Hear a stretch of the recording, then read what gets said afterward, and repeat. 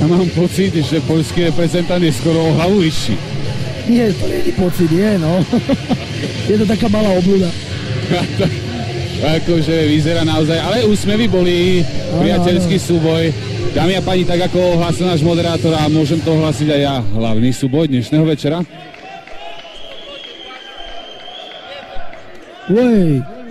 Na takú postavu strelil predný high kick. Snaží sa ho stiahnuť na zem na tašku. Ale Krištof vôbec nezaostáva pri tej hore mesa. No, má čo robiť, narobí sa určite. Pracujú, pasujú. Krištof musí získať pozíciu na pletive, aby natiahol on jeho na pletivo, nebol na pletive. A v tomu zasadiť údery minimálne kolenami. Kopance, tak. Pekne.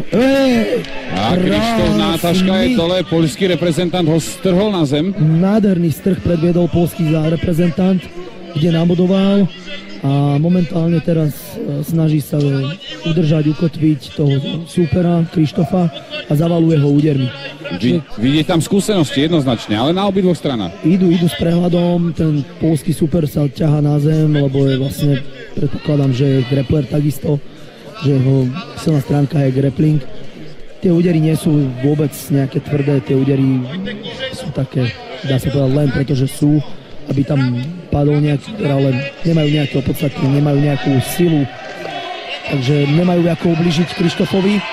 Len Krištof sa stáva zo zeme pekne a nechal tam, dobre, vyťahol hlavu, chvála Bohu. Vyťahol hlavu a toto je presne to, čo sme hovorili o Krištofovi, že on by vyšiel hádam aj z Jamy Levovej. Tak, bojuje, vidíte na ňom, že nenecháva nič, ten človek je...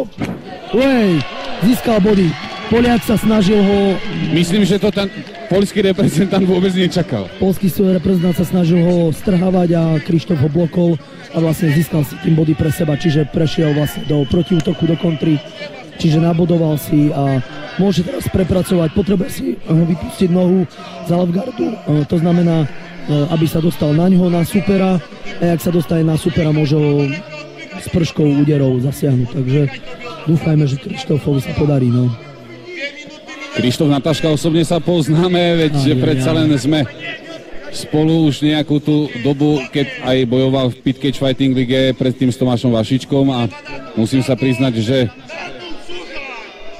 je to hora železa. Je, Krištof je bojovník a bohužiaľ teraz sa podarilo poľskému reprezentantovi pretočiť ho naspäť a zase je v zlej pozícii Krištof.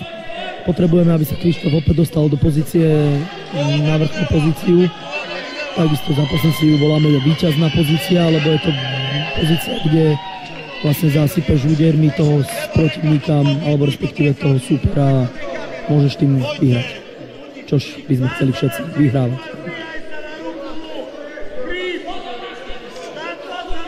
Každopádne musím podotknúť, že pri týchto kategóriách nad 93 kg je kondícia to, čo hrá dosť často hlavnú úlohu. Dovolím si povedať, že MMA fighteri, či už sú to amatéri alebo profíci, robíme veľkú atletickú činnosť, alebo respektíve náš tréning pozostáva z veľa atletických prvkov. Ten tréning je veľmi náročný, nakoľko musíme vydržať minimálne 20 minút v tom oktagóne, kde tam tá energia odchádza veľmi rýchlo, čiže... Krištof sa snaží v tejto chvíli postaviť. Opiera sa, stáva zo zeme, super, pekne, postavil sa. Poliak ho nepustí, Poliak ho stále kontroluje. Je to náročné, lebo je veľký, je ťažký, je určite silnejší, ale tam je vidieť práve tá bojovnosť toho Krištofa, že jednoducho ten Krištof sa nevzdáva zo žiadnej situácie. I keď Vojtech Volinský je to naozaj kus chlapa. Kus veľkého chlapa. Kus veľkého chlapa, naozaj. Všetci, čo to sledujete, aj od obrazoviek, aj tu v Poprad aréne. Človek, nie je jednoduché sa proti takémuto bojovníkovi postaviť do oktagónu. No, je. A keď máme spoločné sparingy s inými klubmi, keď sparujeme alebo zápasíme s takýmito veľkými chlapmi, je to smiešné, že tak sa na nich narobíme, na takých veľkých chlapov. Oni sú sa pomaly, ale keď človeka zaláhnú alebo dostane od nich úder, tak to stojí za to, no.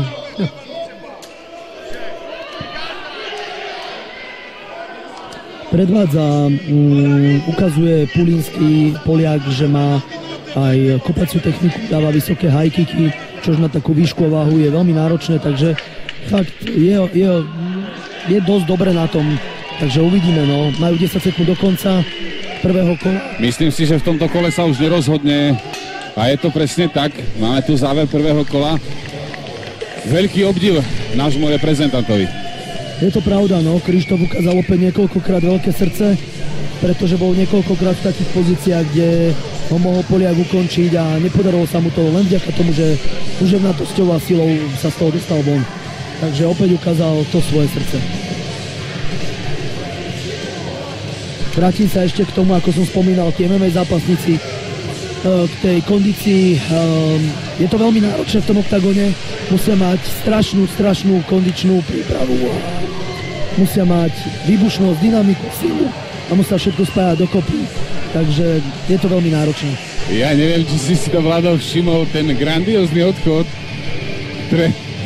trénera zo Psychotým Košice. Ja sa ospravedlňujem za to, že sa smiem vám priamo do mikrofónu, ale ja som ešte nevidel robiť trénera Kotrmelec z oktagónu. Každopádne to vystihuje ich aj zábavnú povahu, ktorú Psychotým Košice naozaj má. Ten názov Psychotým hovorí za všetko, no. Poznám chalanov odtiaľ a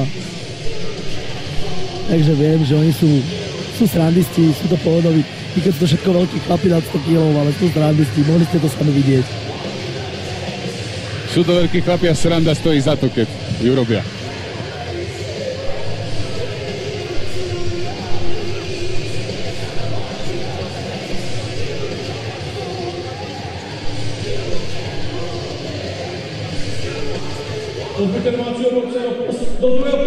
Ideme na to, no. Druhé kolo, držte palce Nataškovi. Pustili sa do seba. Ej, ja som mal pocit, že Nataška ho skoro dvihol celého. Skoro podarilo sa. Nataška sa rozbil kolenami do neho. Takže... Mám pocit, že práve takéto prekvapujúce momenty od našho reprezentanta ho môžu vyviesť z miery, nakoľko on si je vedomý svojou výškou a svojou váhou. Hlavne na to vsádza, na tú výšku a váhu.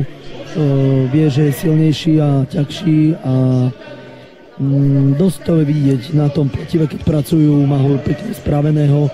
Takže Nataška ho musí prekvapiť, či už nejakým plavákom, alebo či už nejakou takou technikou, ktorá ho fakt prekvapí, lebo chce zás robiť strhy.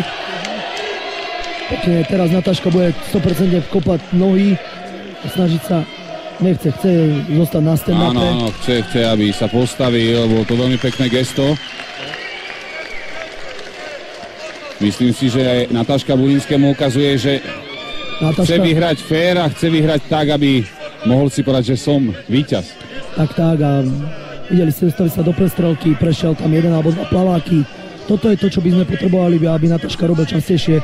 Neťahal sa s ním na telo, ale vypustil 2-3 údery, ustúpil si do sidestepu kvôli tomu, aby jednoducho ten Nataška neťahal sa, lebo ten Poliak to chce. Poliak sa chce ťahať na telo, pretlačať sa, lebo vie a chce výhodu tej sily a výšky. Avšak takisto musíme povedať, že dúfam, že Krištof nebude čakať na poslednú chvíľu, lebo poľský reprezentant naozaj boduje. A neradi by sme videli ten výsledok decision, keďže tam sa rozhoduje na body. Ja verím, že Krištof niečo vymyslí do konca tohto súboja.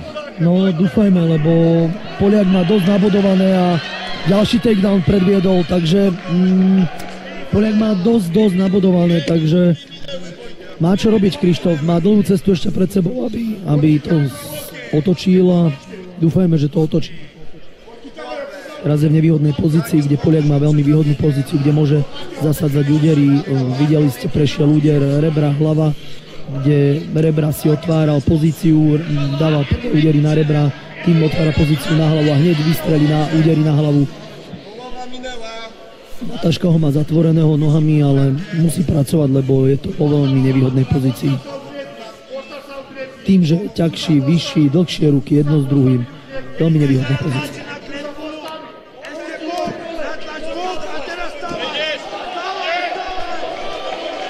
Dostali sa na pletivo, toto je veľmi nevýhodná pozícia, nakoľko ste tlačení na pletivé, máte tam malý priestor na únik a takisto malý priestor na to, aby ste kryli tie údery a zás pozícia z vrchu je veľmi výhodná, lebo hlava je tlačená na pletivo. Môžete ho krásne zasypať údermi, kde nemá ten super odkiaľ kadiaľ utiecť. Každopádne sledujeme, ako sa Krištof stále úspešne bráni.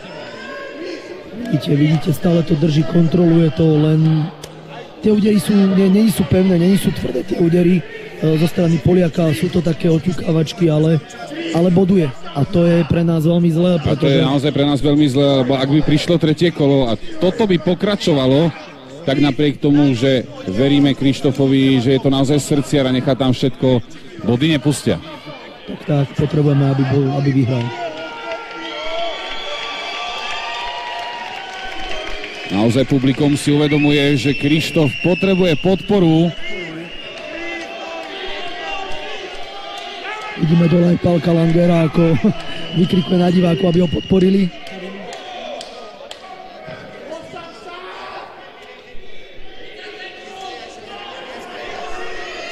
Máme 30 sekúnd do konca druhého kola. Ako som počul, z hľadiska dá kričať od trénera.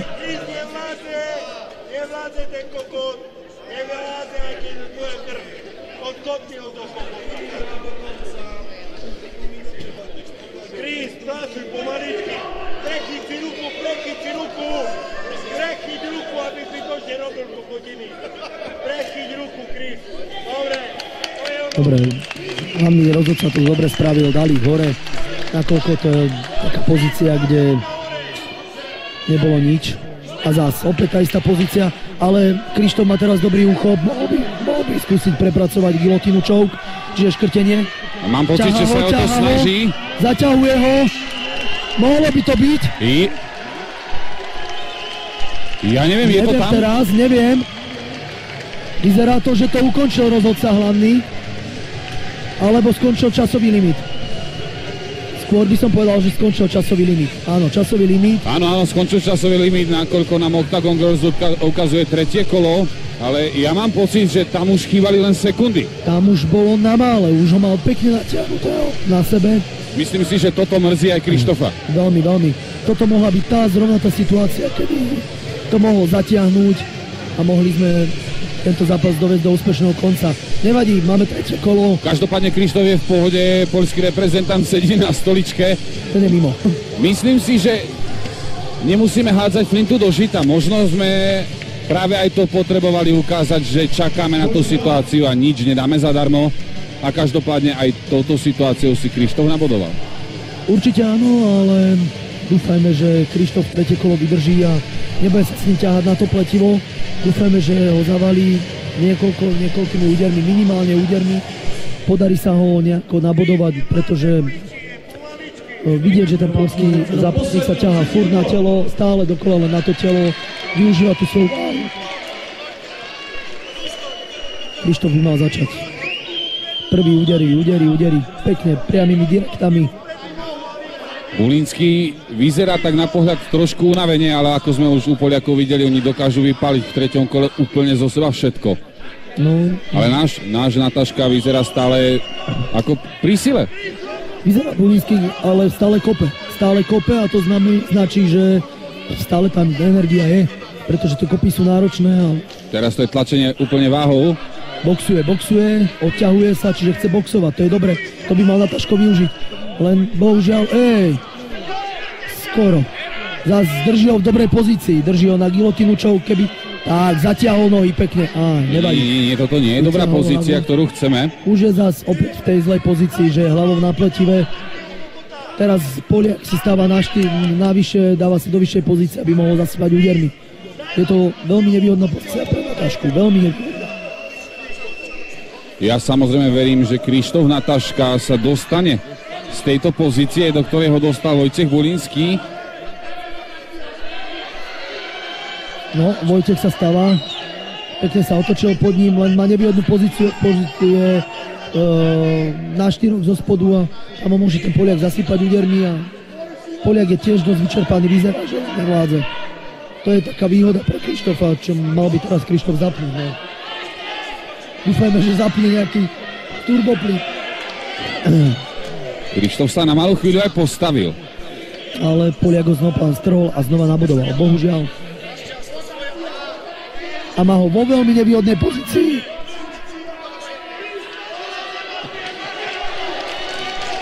Krištof sa dostal z týchto nevýhodných pozícií opäť do stand-upu. Avšak my nechceme vidieť pasivitu. Teraz by sme chceli, aby Krištof čosi vymyslel, aby sa nemuselo rozhodovať spôsobom decision. Ja mám pocit, že stále má Poliak bodovo navrch. Určite má a Krištof sa snaží, dáva tam tú hlavu do tej gilotíny. Ten Poliak je veľký, pevný, slabo tam zabera. Znova ju vytiahol z tej gilotíny. Nemajú tam asi dobre zachytenú, alebo majú slabo nasadenú, predpokladám. Ide o to, aby mal by sa sústrediť viac na údery a na kopy, aby začal bodovať a náhodne, dúfajme, vypnúť toho Poliaka, no. Myslím, knockoutovať, alebo aspoň zasypať údermi na technické KO. V tejto chvíli to vyzerá, že chcel som povedať, že kondícia na obidvoch stranách je trošku nižšia, ale Krištof čo si ukazuje, že chce ho shodiť cez nohu. No, je to náročné pri takejto mase, jaká je Bulinský. On rozťahne ťažisko a vidíte, ako ste videli, len ho zaláhne. A zase je nevýhodná pozícia pre Krištofku. Zbytočne sa týmto vyčerpáva, zbytočne.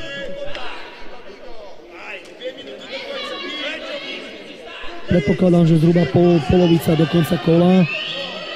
Čiže Krištof by mal urgentne niečo vymysleť.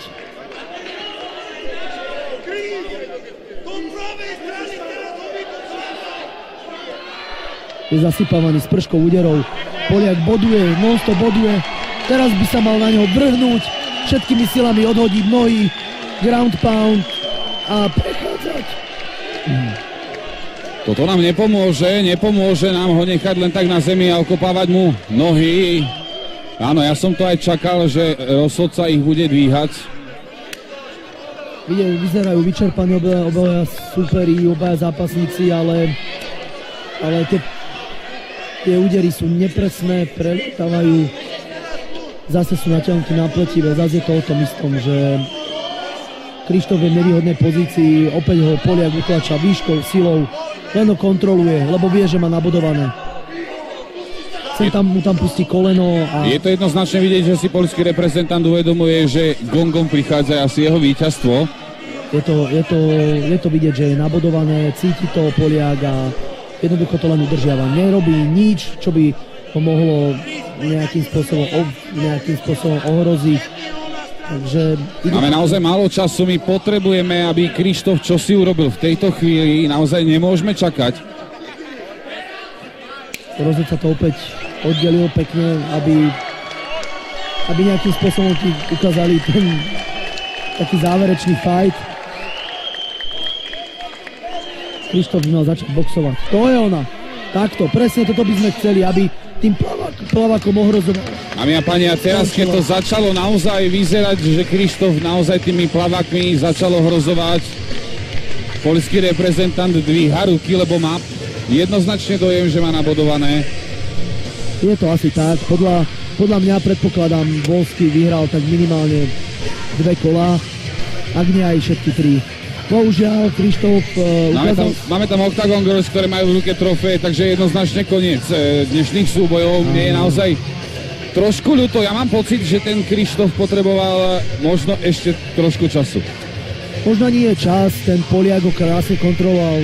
Je veľký, je ťažký, vysoký, takže krásne ho kontroloval. Krištof s ním neboxoval, čože veľká škoda. Poliak ho tlačil na pletivo, celú dobu ho kontroloval. A myslím si, že 3-0 asi. Tak, jak sme predpokladali, je to tam.